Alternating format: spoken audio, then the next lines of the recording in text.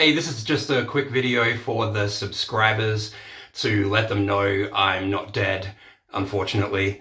So, yeah, cancel your plans. I will be back. I have 3 interviews planned to go ahead. One with Tara Van Dyke, one with the feminist your father warned you against, and one with Michael from King Critical. So that should all be pretty fucking cool.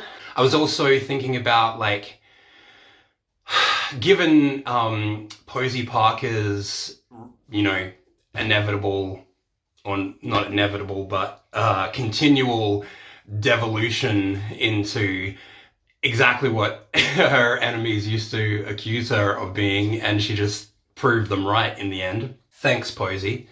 Prior to that, I had been really supportive of Let Women Speak because it falsely presented itself as a single issue movement that brought together people from across the political spectrum.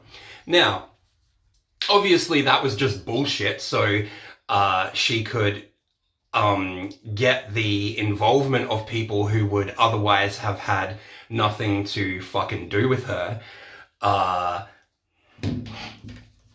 which is illustrated by the fact that, at the Melbourne rally, she introduces the rally by going, "We're people from across the political spectrum, from both sides of the political spectrum and none, from all religions and none." And at one point in the rally, someone says, "Most of us here are from the left." And there's like this big cheer from like people in the crowd. Had she been honest and come out and said, "Actually, I'm a right-wing lunatic and I support race riots and politically motivated arson," nobody would have showed up. So she had to fucking bullshit people to establish those links.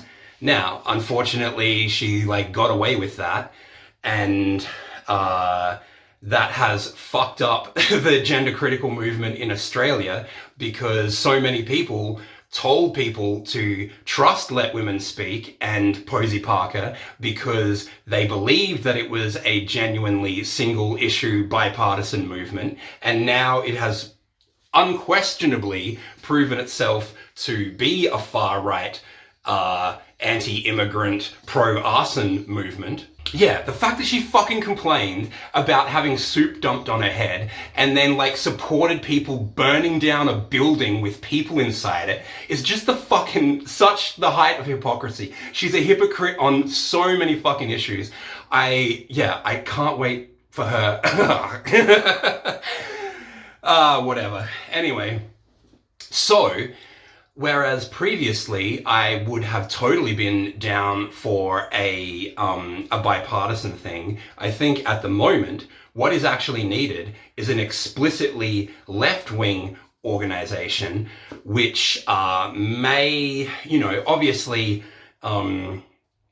everyone's free to participate, but we need something that's specifically left, specifically anti-racist, pro-Palestine, all the rest of it, because that's the actual group of people you need to change. Right-wing people already generally agree with Posey, so it's no big feat to get them to continue to agree with you. The actual thing we need to do is to make GC popular within the left and destroy the left's stranglehold. That's the left is the big impediment. And so if you could make leftist arguments to undermine gender identity, then that would actually move shit forward. And we can't do that while not calling out the fucking pseudo-fascists that have used this movement to promote themselves. And I compare it to the lockdowns and anti-compelled vaccination movement, because that was an issue that had widespread opposition to it. There wasn't just politically, there was genuine opposition from the populace, to the point that the CFMEU had construction workers carrying out spontaneous civil disobedience, essentially, to resist being forced to be vaccinated. And instead of trying to relate to that movement and making leftist arguments for bodily autonomy and all the rest of it, it was just deemed anybody who opposes vaccinations is far right. So that then just gave the far right that whole movement to recruit people from.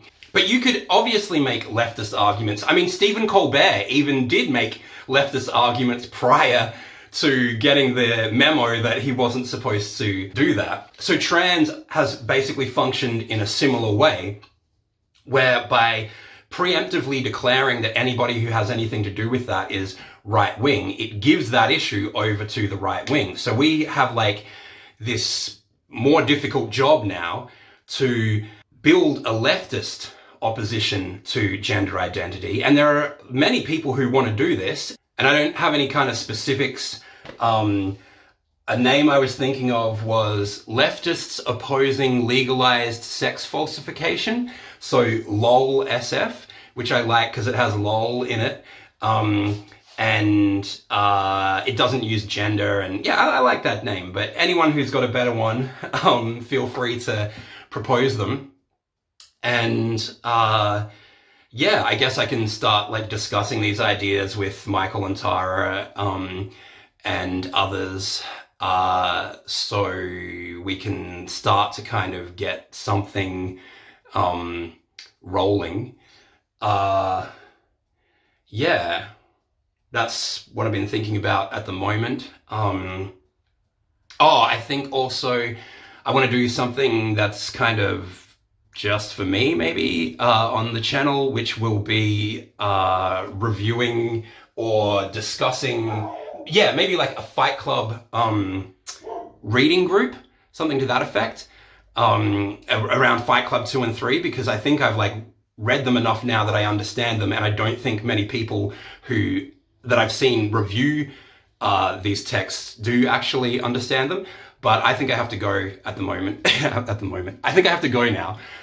So thanks for stopping by. I got a whole bunch of subs recently, a whole bunch, like 12, but that's a lot for me.